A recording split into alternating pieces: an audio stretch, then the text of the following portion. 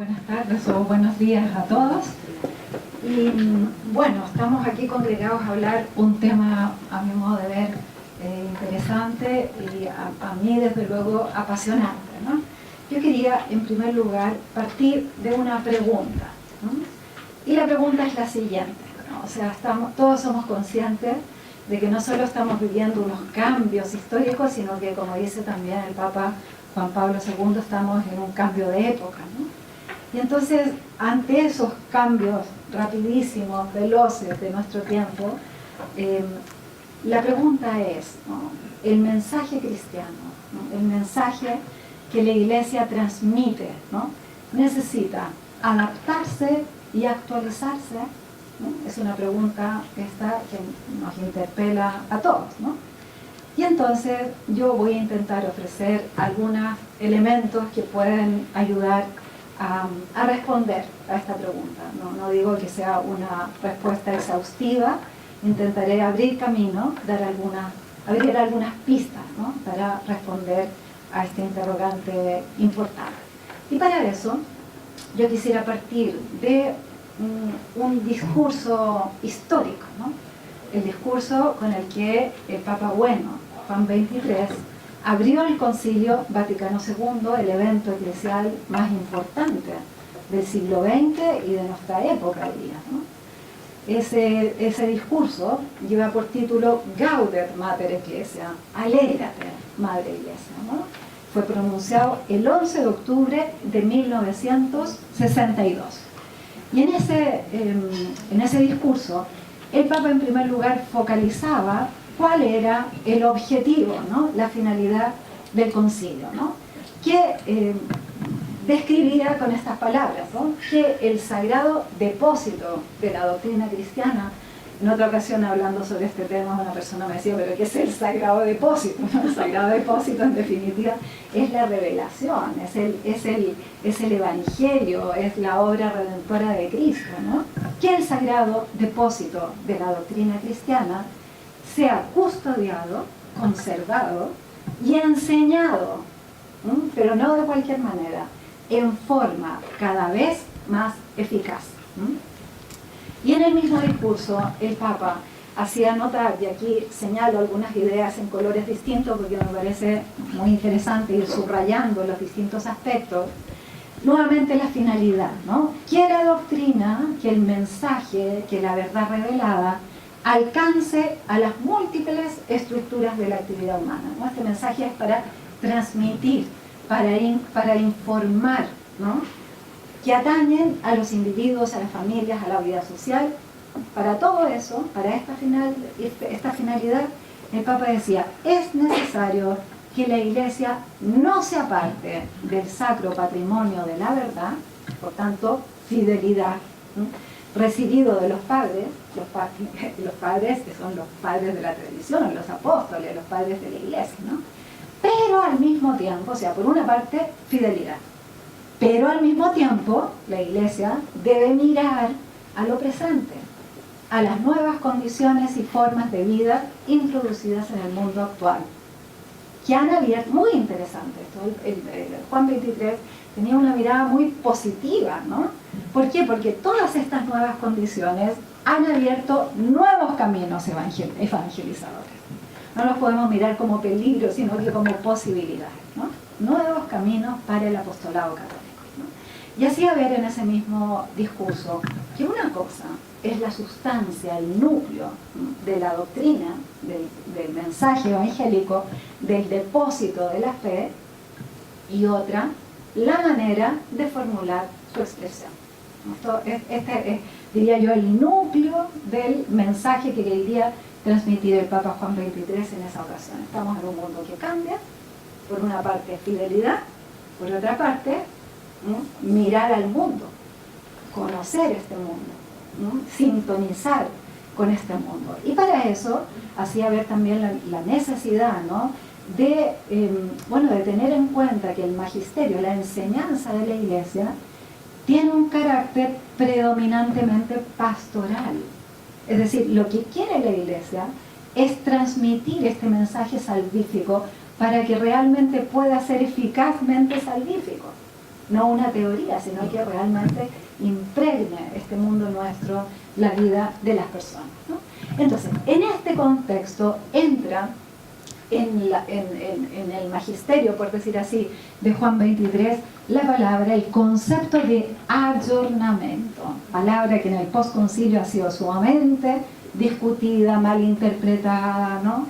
Entonces, digamos, en la concepción del Papa Juan 23, ¿qué quiere decir ayornamiento? Ayornamiento quería decir que el mensaje cristiano, en este mundo concreto, con la situación presente, no pierda actualidad. Ser capaces de transmitirlo en toda su novedad y en toda su actualidad, ¿no? Por tanto, va unido a las ideas de actualizar ese mensaje, esto habría que entenderlo luego bien, y de adaptar, entendiéndolo también en un cierto modo, ¿no? Entonces, digamos, los documentos conciliares, es decir, ya una vez realizado el evento conciliar, producidos, ¿no?, y publicados los documentos conciliares, en uno de ellos, ¿no?, el último de ellos, la Constitución Pastoral Gaudium et Spes, que se refiere precisamente a la relación de la Iglesia con el mundo contemporáneo, en este documento, en el número 44, se hacía ver una cosa muy interesante, ¿no?, que la ley de toda evangelización es precisamente esta de ser capaces de adaptar el Evangelio, ¿no?, a este mundo nuestro, ¿no? Ahora bien, la idea de adaptación, ¿no?, y aquí entramos, me parece, en un tema delicado, ¿no?, la idea de adaptación hay que entenderla en este sentido, ¿no? O sea, se trata, podríamos decir, ¿no?, del hecho de que tanto los aspectos visibles, estructurales, las instituciones de la Iglesia, los modos de evangelizar, de transmitir la doctrina, de comunicar, esos son los aspectos que necesitan conformarse a las condiciones de vida de hoy, a las preguntas del hombre de hoy, a las situaciones cambiantes, ¿no? Entonces, el punto es que la adaptación se refiere principalmente a las formas, no a los contenidos. Este es el punto, ¿no? Este es un ejemplo muy banal, pero todos sabemos que en un determinado momento dio mucho que hablar. Es esencial, es nuclear el color de los zapatos. En el ministerio petrino pareciera que no, ¿no? Es más, puede transformarse en un elemento de dificultad, ¿no? Bueno, a la vez, y este sin embargo responde a la vez, ¿no?, conviene, me parece, tener en cuenta lo siguiente: el hecho de que la opinión pública, y en este sentido podríamos pensar, ¿no?, los medios de comunicación, ¿no?, presionan fuertemente por un cambio de contenidos. Estamos continuamente presionados por esto, ¿no? Y entonces viene la propuesta, ¿no?, de una iglesia que tendría que adaptarse a los cambios, a las necesidades del mundo de hoy, cambiando el contenido de su mensaje, ¿no? Y todos sabemos que los temas fundamentales aparecen aquí elencados: moral sexual, familia, matrimonio, eutanasia, aborto, género, ordenación sacerdotal de las mujeres, y vía diciendo, ¿no?, etcétera, etcétera, ¿no? Presión. Claro, ante este movimiento, el Papa Emérito, Benedicto XVI, ¿no?, explicaba lo que significa actualizar y adaptar en este sentido, ¿no? Son muy bonitas estas palabras, me parece, ¿no? Actualizar no significa romper con la tradición, ¿no?, sino expresar su continua vitalidad, ¿no? Estamos hablando de un contenido que es vivo, ¿no? Su continua vitalidad no significa reducir la fe, rebajarla a la moda de los tiempos, a la medida de lo que nos gusta, de lo que agrada a la opinión pública, sino todo lo contrario, al igual que hicieron los padres del concilio. Entonces afirma esto que me parece precioso, ¿no? Hay que llevar el hoy de nuestro tiempo, sus preguntas, sus inquietudes, sus objeciones, ¿no?, sus esperanzas, sus luchas, sus dolores, sus sufrimientos, al hoy de Dios. Y al revés, diría yo también, ¿no?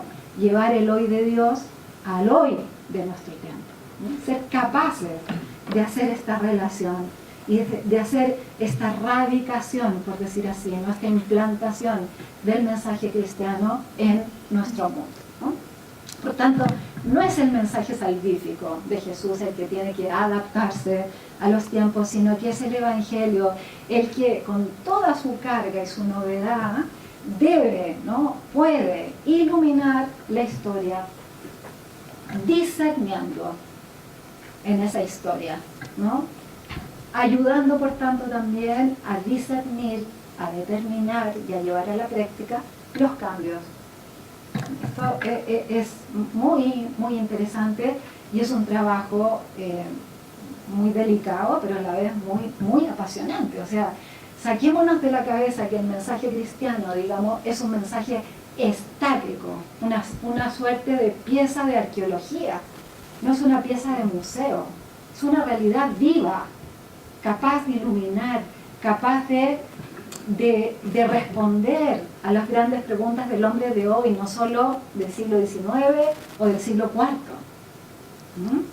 Bueno, entonces el punto es este, ¿no? O sea, que afrontar estos rápidos cambios históricos que estamos viviendo, con todo lo que eso supone, digamos, el mensaje cristiano no necesita adaptarse en el sentido de cambiar contenidos, sino que tiene la fuerza él mismo de ser capaz de iluminar, ¿no? Entonces, en esto entra nuestra tarea como laicos fundamentalmente, ¿no? Porque es el espíritu cristiano el que tiene que descubrir, iluminar, informar. Y en ese sentido, el Espíritu Santo juega un papel fundamental, ¿no? Una sintonía con el Espíritu, como luego iremos viendo, ¿no? O sea, por una parte, Jesucristo es la gran novedad, pero luego el Espíritu es la fuente de esta creatividad que se nos pide. Porque esto es obra no solo del magisterio de la Iglesia, sino que fundamentalmente de aquellos que están en contacto más inmediato con esas preguntas, con esas problemáticas que presenta el mundo de hoy. Entonces, en este sentido, el papel de los laicos es clave. Pero es un papel de unos laicos sintonizados con el espíritu cristiano, sintonizados con la luz del Evangelio, sintonizados en definitiva con el Espíritu. Y entonces aquí introduzco las nociones de es necesaria por parte nuestra, digamos, ¿qué cosa? Una fidelidad creativa, sintonizada con el Espíritu, una continuidad con la tradición que no es estática, sino que es creativa, abierta, abierta a los nuevos problemas, a las nuevas situaciones. Muy bien, por tanto, yo diría, ¿no?, que estas ideas de adecuación, de adaptación entendidas en sentido negativo, son una especie de fuerza que opera desde fuera. En cambio, esta fidelidad creativa es una fuerza que opera desde dentro, desde nuestras vidas, desde nuestra fe, y que en la que entran, como luego veremos. No me voy a detener tanto aquí porque quiero llegar luego a nuestra vocación, que tiene mucho que ver con esto, ¿no? Por tanto, esta fidelidad creativa, diría yo, indica por parte nuestra, por parte de los fieles cristianos, particularmente de los fieles cristianos laicos, ¿no?, un trabajo activo de una fe, digamos, que iluminando las situaciones, ¿no?, se transforma también en una capacidad de comunicar, de atraer, de comunicar el mensaje cristiano de una manera que resulta significativa para el hombre de nuestro tiempo. ¿Por qué? Porque interpela a lo que son las grandes preguntas, las grandes cuestiones, ¿no? Bueno, todo esto, por tanto, tiene mucho que ver con la misión de la Iglesia, y con la misión de la Iglesia que toca de una manera particular a los fieles en general y de manera todavía más particular a los fieles laicos. Entonces, esto sintoniza muy bien con la doctrina sobre la vocación y la misión de los laicos, que el Concilio Vaticano, digamos, nos ha dejado como herencia maravillosa y que a mi modo de ver, desde el punto de vista, a nivel teológico está un poco estancada y a nivel de recepción de esa doctrina en la vida de la Iglesia y por tanto en la vida de las personas, todavía está en pañales. En pañales. O sea, si preguntamos a cualquier cristiano, diría yo, medianamente comprometido con su fe, qué es un laico, cuál es su misión en la Iglesia, en el mundo, son temas que muy poco asimilados todavía, ¿no? Un poco conocidos todavía. Entonces es un tema desde el punto de vista teológico todavía muy por trabajar, muy por difundir y transmitir, ¿no? Entonces, por eso me parecía interesante en esta segunda parte de esta charla, conferencia, como queramos decirlo, este encuentro, ¿no? Preguntarnos quiénes son los fieles laicos, ¿no? Y en particular, cuál es la vocación y misión de los fieles laicos en la Iglesia. Para esto, como es lógico, voy a contextualizar, a enmarcar esta pregunta y la respuesta que daremos a ella en el marco de la doctrina conciliar, ¿no? La doctrina conciliar en este punto ha sufrido, digamos, ha sufrido un desarrollo, ¿no? Que ha tenido, digamos, puntos neurálgicos en el magisterio de Pablo VI y muy fundamentalmente en el magisterio de Juan Pablo II, ¿no? Pero aquí están, por decir así, los principios basilares, ¿no? A partir de aquí ha habido un desarrollo, ¿no? Los tres documentos fundamentales para comprender la vocación y la misión de los laicos en la Iglesia son la Constitución sobre la Iglesia, Lumen Gentium, el decreto sobre el apostolado de los laicos, Apostolicam Actu Citatam, y la Constitución pastoral sobre la relación de la Iglesia con el mundo contemporáneo, lógico, ¿no? Gaudium et Spes, ¿no? A partir de estos tres documentos se puede llegar a trazar, ¿no? El retrato de un laico. Entonces, en primer lugar, yo quería situar un poquito esta doctrina sobre los laicos en el contexto, digamos, de la Lumen Gentium, de la Constitución sobre la Iglesia, ¿no? He evidenciado en amarillo dos capítulos, el capítulo 2 y el capítulo 4.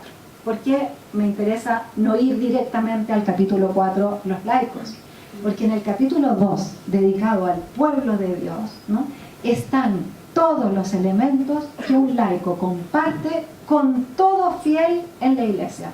Es decir, encontramos allí todos los elementos comunes a un religioso, a un laico consagrado, a un sacerdote, a un laico. Allí tenemos, por decir así, el DNA de lo que es un cristiano. En cambio, en el capítulo 4 tenemos ese DNA declinado en manera laical. Un laico es un fiel, un cristiano, un bautizado, laico.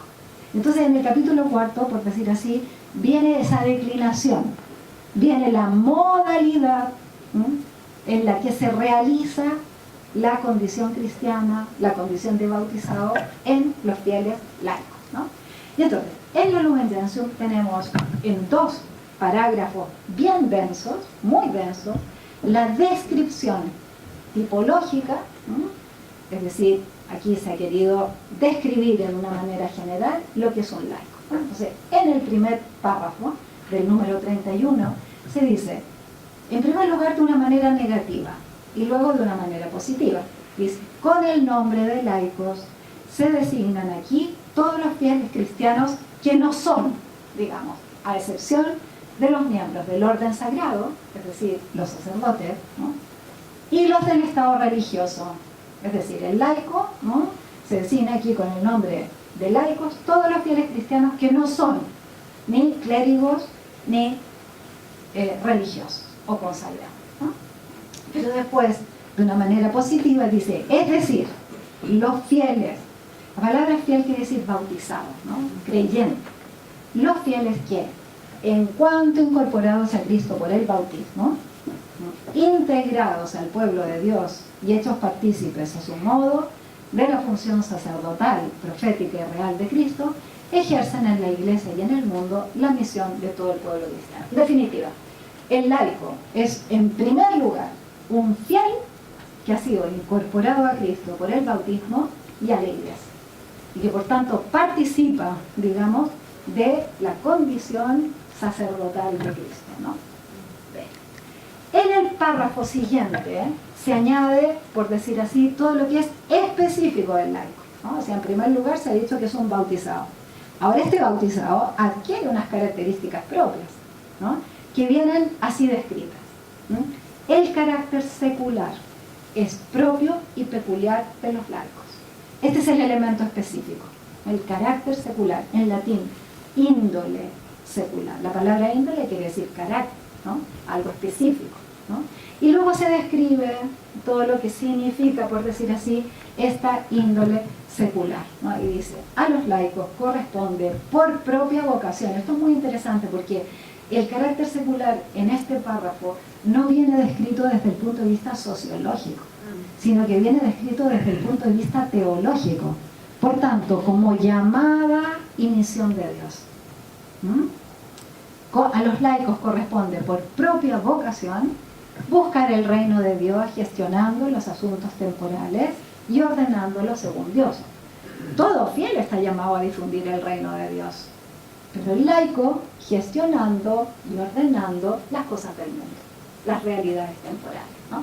Dice, viven en el siglo, en el mundo, es decir, en todos y cada uno de los deberes y ocupaciones del mundo y en las condiciones ordinarias de la vida familiar y social con las que su existencia está como entretejida. Y entonces luego dice una cosa muy interesante, allí están llamados por Dios, en esas condiciones mundanas, en ese lugar donde vives, trabajas, te relacionas, ¿no? Allí están llamados por Dios. Vocación. ¿Para qué? Misión. Desempeñando su propia profesión y todo lo que eso comporta, guiados por el espíritu evangélico. Esto es muy interesante, ¿eh? No de cualquier manera, según el espíritu evangélico, ¿no? Contribuyan a la santificación del mundo, a llevar el mundo a Dios como desde dentro. Todos vivimos en el mundo, también los religiosos, también los clérigos. Pero nosotros, digamos como laicos, estamos llamados a llevar este mundo a Dios, no en el mundo, como luego veremos, sino que desde dentro del mundo, desde el corazón mismo del mundo, ¿no? Por tanto, yo diría, ¿no?, que a la hora de comprender lo que es un laico, hay que tener muy, muy claro estos dos elementos que son distintos pero se dan unidos, ¿no? La condición de fiel y la condición específica de laico. En nuestro caso, lo sustantivo es la condición cristiana. Esto es fundamental, somos fundamentalmente, esencialmente cristianos, bautizados, creyentes. Y esto lo compartimos con todos en la iglesia. La raíz de esta condición nuestra es el bautismo, es la iniciación cristiana en realidad. Bautismo, confirmación y Eucaristía, ¿no? Y es el elemento común en todo el pueblo de Dios. Nos une esto fundamentalmente. A la vez, esto sustantivo se declina de una manera y es el elemento adjetivo, ¿no?, que es la índole secular, que es nuestra llamada divina, ¿no?, a estar en el mundo con conciencia de vocación y de misión. O sea, en el fondo es el Espíritu Santo el que nos entrega a este mundo como tarea. Eso es un laico, ¿no? Y no todos tenemos conciencia de esto, pero ahí está el punto, ¿no?, que hay que tomar conciencia de este estar en el mundo, sintiendo este mundo como una tarea que se nos entrega, ¿no? Bueno, la raíz de eso es la llamada de Dios a estar de esta manera en el mundo, ¿no? Y por tanto, la condición laical, por decir así, es la modalización que adquiere nuestra condición cristiana, ¿no? Este es el punto, ¿no? Bueno, tenemos aquí, estos son los principios fundamentales, ¿no? Pero luego, vamos adelante en el tiempo, y durante los pontificados de Pablo VI, como les decía, y de Juan Pablo II, hay un desarrollo en esta doctrina, ¿no? Hay una profundización en esta doctrina. A mi modo de ver, aquí hay dos momentos fundamentales. Uno es el discurso que pronunció Pablo VI en 1972, conmemorando el aniversario de una constitución apostólica, Provida Mater Ecclesia, mediante la cual se crearon los institutos seculares, ¿no?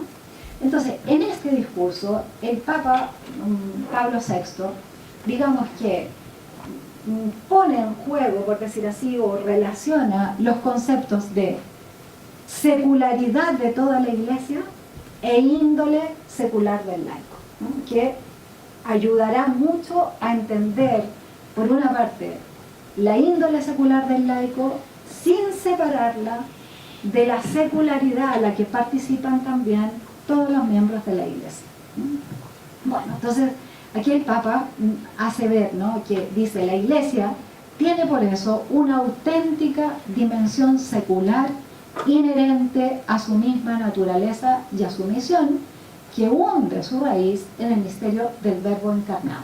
¿Qué quiere decir que la Iglesia tenga una dimensión secular?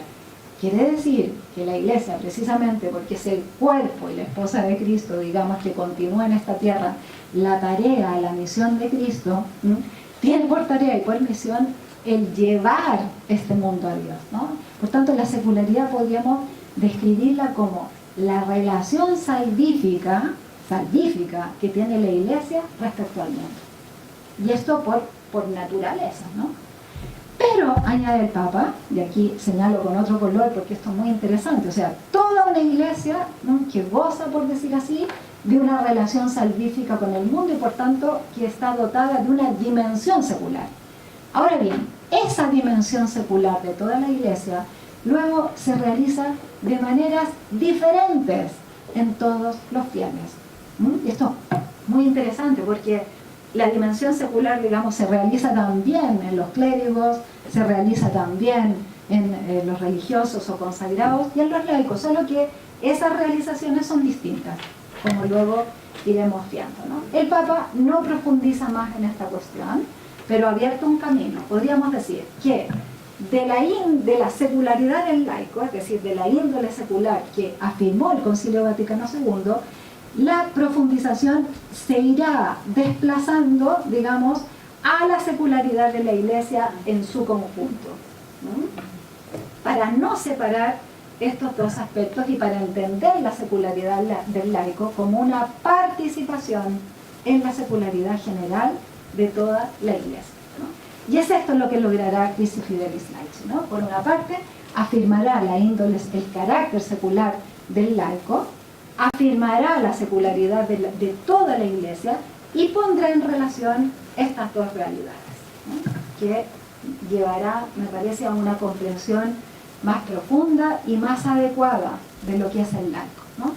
Entonces, por ejemplo, ¿no?, en la Christi Fidelis Laici tenemos en primer lugar la afirmación de la índole secular del laico, ¿no? Y dice: la común dignidad bautismal, la condición de fiel, ¿no?, asume en el fiel laico una modalidad que lo distingue, sin separarlo del presbítero, del religioso, de la religiosa.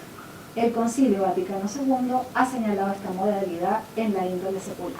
Ustedes se podrán preguntar, ¿por qué se añade esto de que sin separarlo, no?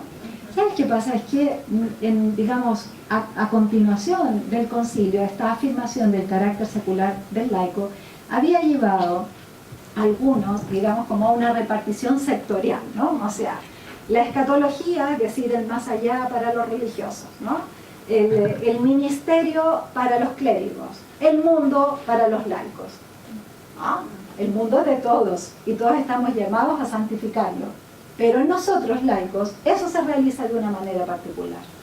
Entonces el hecho de participar todo, digamos, el hecho de ver las cosas así nos distingue, pero no nos separa. No nos separa, y esto es muy importante, da un sentido eclesial dotado de una fuerte unidad, me parece, ¿no? Bueno, índole secular del laico. Secularidad de toda la Iglesia, ¿qué dice Juan Pablo II? Retoma las palabras de Pablo VI en general, ¿no? O sea, La iglesia tiene una auténtica dimensión secular, íntima, digamos, inherente a su naturaleza y a su misión, que hunde sus raíces en el Verbo encarnado, y luego concluye, ¿no? La iglesia, en efecto, vive en el mundo, aunque no es del mundo, y es enviada a continuar en ese mundo la obra redentora de Jesucristo. Esa es su dimensión secular. Por eso se habla de secularidad general, ¿no? Entonces, no se nos ocurra nunca, no sé cómo decir, a un religioso o a un clérigo que no está involucrado en esta secularidad, en esta relación salvífica con el mundo, porque lo está, pero lo está de manera distinta a como lo estamos nosotros, fieles laicos, ¿no? Entonces, el Papa da otro pasito adelante que también me parece muy interesante, ¿no? Ven arriba en la fotografía las distintas vocaciones o estados en la iglesia, ¿no? El estado clerical, el estado religioso, el estado de laical, ahí en medio, digamos, esta nueva realidad que ha ido surgiendo en la iglesia de laicos consagrados, digamos, ¿no? Y entonces el Papa dice, ciertamente, todos los miembros de la iglesia son partícipes de su dimensión secular, todos, pero lo son de formas diversas. En particular, la participación de los fieles laicos tiene una modalidad propia de actuación y de función, y eso es lo que el concilio llamó índole secular. Este es el punto. Entonces, podríamos decir también, ¿no? Miramos la realidad de la iglesia y descubrimos en ella distintas dimensiones. Una dimensión ministerial, de servicio, una dimensión escatológica que mira a lo definitivo, ¿no? al más allá, a la plenitud, ¿no? Y una dimensión secular que es su relación con el mundo, ¿no? Entonces, me parece interesante también ver que cada una de estas dimensiones se realiza también de una manera particularmente intensa según las distintas vocaciones, ¿no? O sea, la dimensión ministerial tiene una expresión muy especial en la vida de los sacerdotes, de los clérigos en general. Atención, ¿eh? Pero la dimensión ministerial no es exclusiva de los clérigos, sino que es de toda la iglesia. La dimensión secular tiene una realización particular en los fieles laicos, que llamamos índole secular, pero que no es exclusiva nuestra, es propia y peculiar, pero no exclusiva. Y la dimensión escatológica, que se realiza de una manera particularísima en la vida consagrada. O sea, los consagrados están en este mundo para recordarnos a todos, que esto, ¿no?, es transitorio, que esto es de paso. Bueno, entonces, precisamente, ¿no?, por esta vocación y misión, ¿no?, los laicos estamos particularmente interpelados, ¿no?, ante la pregunta que nos hacíamos al inicio. Es decir, ante este mundo que cambia, ante estas nuevas situaciones, ¿no?, somos nosotros los encargados muy fundamentalmente, ¿no?, de responder a la luz de la fe, de iluminar a la luz de la fe todas las cuestiones que afectan a nuestro mundo, ¿no?, todas las grandes problemáticas de nuestro mundo. ¿Por qué? Porque no solo estamos en el mundo, sino que estamos dentro del mundo, en la entraña misma del mundo. Ahí donde surgen y se gestionan los problemas. No somos elementos que aterrizamos, sino que estamos ahí, ¿no? Entonces, me parecía interesante también hacer esta pequeña distinción, ¿no? Fieles laicos, bautizados laicos, ¿no? En cuanto fieles, en cuanto bautizados, a nosotros nos tocan también las tareas intraeclesiales. A veces esto es una posibilidad, en ocasiones puede llegar a ser un deber. Por ejemplo, la tarea de la catequesis, una tarea de formación en una parroquia, y si no hay nadie que lo haga, interpelados, ¿no? Y en cuanto a laicos, lo específico nuestro es santificar el mundo desde dentro. Esto es importante tenerlo claro, porque lo primero, las tareas intraeclesiales no sustituyen al deber de santificar el mundo desde dentro. ¿Por qué? Porque lo segundo lo podemos hacer solo nosotros. En la vida de la iglesia, sobre todo a partir del postconcilio, ha habido, digamos, un cierto desplazamiento a las tareas intraeclesiales con perjuicio de la santificación del mundo. Esto lo ha dicho claramente el Papa Francisco en su encíclica programática. Eso, en cierto sentido, digamos, el ocuparse de las tareas eclesiales era una particular necesidad, pero esto no puede llevar a sustituir, porque en esto no nos puede sustituir nadie, ¿no? Entonces, precisamente porque nosotros somos partícipes, ¿no?, de la misión de Cristo y de su Iglesia, nos toca, ¿no?, el anuncio del Evangelio, el servicio de la caridad, ¿no?, la oblación, o sea, el ofrecimiento a Dios de este mundo nuestro y de nuestra vida, pero en el mundo, y en el mundo no es solo estar en el mundo, sino que a través del mundo. O sea, es el mundo mismo, con todo lo que eso comporta, el camino, digamos, de para vivir nuestra vocación y nuestra misión.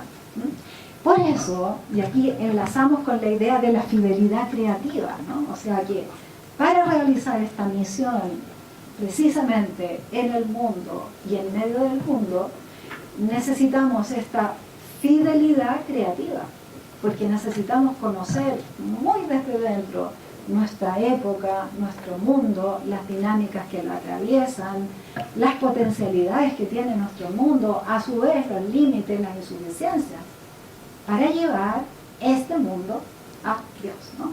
Y aquí entra un tema muy interesante, que es el tema de la profesionalidad. O sea, el laico, yo diría, un componente, un elemento esencial, ¿no?, de la vocación del laico es la integración de su vocación humana, de su vocación profesional. ¿No? O sea, llevar al mundo a Dios requiere también una competencia y una preparación que son muy, muy claves, ¿no? Bueno, voy terminando, ¿no? Esta fidelidad creativa, y esto simplemente lo apunto, ¿no?, es un fruto muy sabroso, me parece, de la creatividad, ¿no? Porque esto comporta este esfuerzo, ¿no?, por abrirnos los caminos, por responder a estas grandes problemáticas, nace, surge y se desarrolla cuando también nuestro corazón está muy pendiente de los demás, de lo que pueda necesitar nuestro mundo y las personas, ¿no? Es fruto también de la oración, obviamente, porque decíamos antes que la fuente de esta creatividad es el Espíritu Santo. Y con el Espíritu se sintoniza fundamentalmente en la oración. Ahí es donde hay que pedir luces ante un problema, ante una situación, ¿no? Bien, la contemplación de Jesucristo y esta sintonía con el Espíritu Santo. Yo pienso que hasta aquí llega mi exposición y no sé si habrán preguntas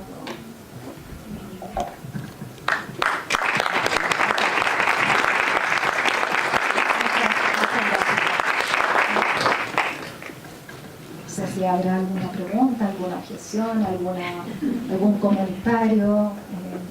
Sí, por supuesto. Hola, muchas gracias por la exposición. Si te presentas, lo agradecería, ¿no? Cecilia Quintaño, por la Facultad de Filosofía y Humanidades. Y tengo muchas preguntas en realidad. Me parece que esto sea muy sabroso. Pero no entiendo a lo que te referías cuando dices que el servicio de los laicos hoy a la función eclesial ha desplazado su función como laico. Mira, ¿sabes lo que ha pasado? A mi modo de ver, precisamente por una falta de comprensión de lo que es el laico, digamos, ha habido una tendencia a ver la misión en la Iglesia como una misión concentrada en las tareas intraeclesiales, ¿no? Entonces esto hay que completarlo, porque evidentemente como fieles laicos, eso nos toca también, como a cualquier fiel en la Iglesia, pero no es lo único, ni es lo propio y exclusivo del laico. Entonces, yo pienso, por una falta de conocimiento teológico y también por una urgencia pastoral, por una necesidad pastoral. ¿Sabes? Hacen falta muchas personas que lleven adelante la catequesis, los cursos prematrimoniales, gente que colabore con su trabajo, con su dedicación en muchas cosas, ¿no? Pero claro, tú no puedes cargar de estas tareas dispensando de lo que es propio y específico. Y sobre todo me parece una reducción de la comprensión de lo que es la misión eclesial a unos aspectos. Y por ejemplo, a no valorar muchas veces con auténtica, diría yo, sentido eclesial, lo que pueden ser, por ejemplo, las tareas familiares, las tareas sociales, las tareas profesionales. Muchas veces, por ejemplo, no sé cómo decirlo, una petición, ¿no?, de ayuda a una madre de familia con niños chicos. Es posible que una madre de familia con niños chicos dedique muchas veces tiempo, por ejemplo, a estas tareas. Pero eso no significa que ella no esté cumpliendo con su tarea eclesial. Porque para ella, el lugar donde Dios la llama y la envía es su familia. Y entonces el anuncio, ¿no?, el testimonio, ha de darlo fundamentalmente en su familia. Su familia es el lugar específico de su misión laical, digamos, ¿no? Entonces hay diría yo, ¿no?, como un no tener en cuenta estos aspectos de la misión del laico que son los propios y específicos. Sabiendo además que la Iglesia sale adelante con eso también. Porque en la medida, mira tú que la evangelización ha ido adelante en la vida de la Iglesia muy fundamentalmente gracias a las madres de familia y a las abuelas. O sea, la familia cristiana gira, fundamentalmente alrededor de la figura de una madre. Si tú no transmites la fe ahí, te quedas sin iglesia, porque la iglesia tiene como cuna la familia. ¿Sí? No sé si me he explicado, ¿no? Sí.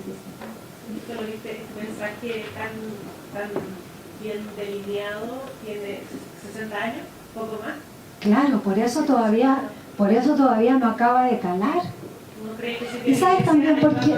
Sí, y sabes también por qué, porque a mí me parece que en el ámbito de la reflexión todavía prima mucho una reflexión llevada adelante por clérigos. O sea, en la medida también en que haya más laicos en el mundo de la reflexión teológica, estas cuestiones se irán aclarando mucho más.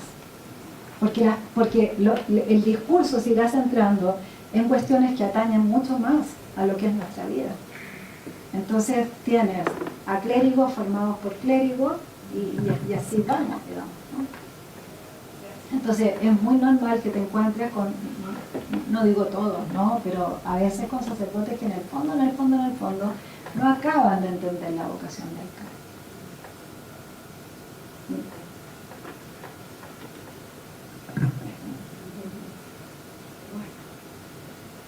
Bueno, no sé si no hay nada más, entonces, dime. Yo quisiera hacer una reflexión también un poco de la... Perdón, no te escucho. En un destilar, ahorita trabajo en la Facultad de Enfermería y Obstetricia. Y siempre diría que yo, habiendo recibido una formación escolar muy buena en aspectos teológicos, mis hijos no estudian en un colegio con una formación excelente, y eso me ha permitido ver un poco un área donde hay muchísimas necesidades, que tú lo mencionaste recién, que es la oportunidad de formación de los laicos. Sí, desde luego. Es que hoy día la formación católica o teológica en los colegios, que son la mayoría, ¿verdad?, dejando de lado los colegios salud, es muy mala. O sea, de verdad es de una pobreza superior. Y ahí se están perdiendo muchas madres de familia porque no acceden a formación, ellas no tuvieron formación, los hijos no los están teniendo, y esas personas que se están perdiendo. Es muy doloroso ver eso, y uno lo ve también en este escenario post-pandémico, donde realmente iglesias llenas de colegios, ahora 50 personas. Entonces, de verdad que siento que es una urgencia inmediata. Sé que la universidad, a través del CEP, está haciendo un trabajo muy bonito con los profesores de religión. Sí, exactamente, eso te iba a decir, de verdad, ¿no? siento que el llamado hoy día es pero urgente. Sí. Y personas que a lo mejor nosotros tenemos que formarnos mejor día a día y poder hacer este trabajo en nuestro entorno. Que no es fácil, porque el mundo corre y el tiempo es muy escaso. Comparto plenamente, Pilar. Pero sí, a mí me preocupa mucho. De verdad, el medio que yo veo, el que me rodea, lo estamos perdiendo a una velocidad salvaje. ¿Cómo estás? Hola. Este es un profesor que se ha comprometido con la formación teológica también. Y le ha resultado casi más difícil que enseñar ingeniería, ¿no? Sí, yo creo que sí. Claro. Yo quería comentar algo que, así es una respuesta breve, más que podría ser más, pero justamente la actividad laical en la que puede contribuir, aparte del trabajo profesional, en las necesidades eclesiales, sí. Muchas veces hoy en día, hasta donde yo entiendo, están vinculadas a la jerarquía de la iglesia. Es decir, un laico para darse de hacer catequesis o cualquier cosa tiene que pedir permiso, tiene que ir al párroco, ¿no es cierto?, o al obispo, porque de lo contrario esto puede crear dificultades. Entonces, ¿cómo se conlleva esta creatividad de laicos con la estructura jerárquica de la iglesia? Ya. Bueno, me parece que la fidelidad creativa va muy en la línea de lo específico del laico, digamos, el canal de su trabajo, de su familia, también en esto, ¿no? Es verdad lo que tú dices, lo que pasa es que siendo tareas intraeclesiales, también se entiende que la iglesia quiera salvaguardar la calidad de esas tareas, ¿no? Pero yo pienso que la iglesia cada vez es más consciente de que esas tareas, digamos, o sea que no solo necesita la ayuda de los laicos, sino que en este momento se da cuenta de que es tarea también de los laicos, ¿no? O sea, me parece que el Papa Francisco está iluminando cada vez más este aspecto, ¿no? O sea, ha abierto los llamados ministerios laicales, que a mi modo de ver se deberían llamar ministerios bautismales, porque uno de sus raíces en el sacramento del bautismo, entre otros el ministerio de la catequesis, digamos, ¿no? Entonces, es verdad lo que tú dices, o sea, que a veces la jerarquía, digamos que bloquea un poco estos caminos, ¿no? Entonces ahí está el punto, ¿no? Que una salvaguarda no tiene que ser un bloqueo, ¿no? Y yo creo que en la medida en que nosotros nos vayamos formando cada vez mejor, ese camino se irá abriendo, ¿no? Porque ten presente que hasta hace relativamente poco tiempo, me parece que también a veces te encontrabas con laicos poco formados, ¿no? Entonces, soltar la catequesis, soltar estas tareas que sí que son delicadas, a lo mejor encontraba una cierta resistencia por parte de los miembros de la jerarquía, ¿no?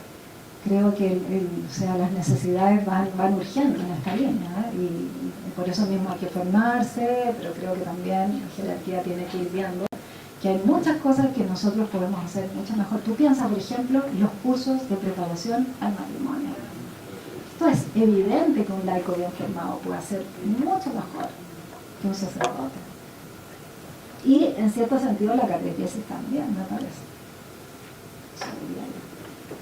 Don Raúl. Profesor de la Facultad de Derecho, oiga, porque yo estoy... Bueno, perdón, si alguno se tiene que retirar con toda libertad, ¿no? Sí. Pienso que en Chile acabamos de vivir un episodio con final feliz hasta ahora, ¿no? Sí. De lo que significa el peligro que entraña la ausencia de laicos con fidelidad creativa, ¿no es cierto?, para actuar en un acto tan importante para la vida colectiva como la elaboración de la nueva Constitución.